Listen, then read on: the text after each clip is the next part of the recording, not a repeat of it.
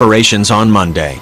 The 7th Fleet is the Navy's biggest forward-deployed fleet, with its area of operation stretching from the international date line to the Indo-Pakistan border, and from the Kuril Islands in the north to the Antarctic in the south.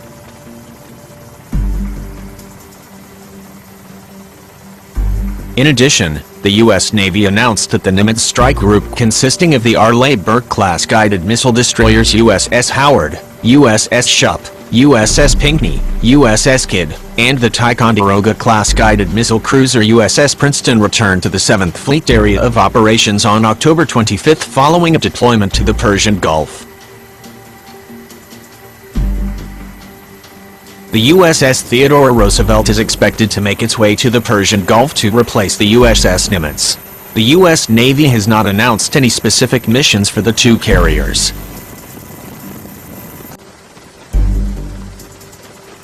The USS Ronald Reagan Carrier Strike Group, operating out of Yokosuka Naval Base in Japan's Kanagawa Prefecture and currently the U.S. Navy's only forward-deployed carrier strike group in the Asia-Pacific region, has recently completed a major naval exercise in the waters off the Korean Peninsula.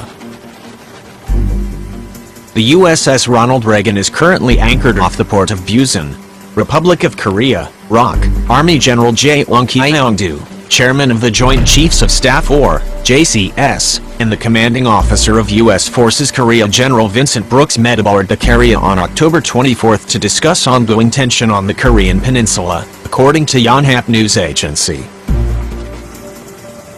Amid an unprecedentedly grave security situation, the deployment of Ronald Reagan and its carrier strike group to the Korean Peninsula in their joint exercise with South Korea is part of the increased deployment of U.S. strategic assets here.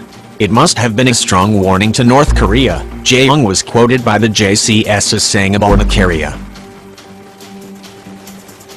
In June, two U.S. Navy supercarriers, the USS Ronald Reagan and USS Carl Vinson, conducted joint naval exercises off the Korean Peninsula in the Sea of Japan in response to North Korean ballistic missile tests. It was the first time that two U.S. carriers were operating near the Korean Peninsula since the 1990s.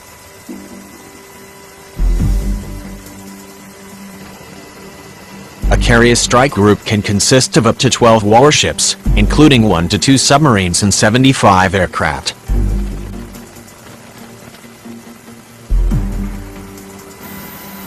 The USS Theodore Roosevelt will conduct maritime security operations, theater security cooperation, and port visits while deployed in the Asia-Pacific. USS Theodore Roosevelt is prepared to carry out the full spectrum of possible missions, from humanitarian relief to combat operations, said the commanding officer of the supercarrier. When a carrier leaves on deployment, we have to be ready for anything.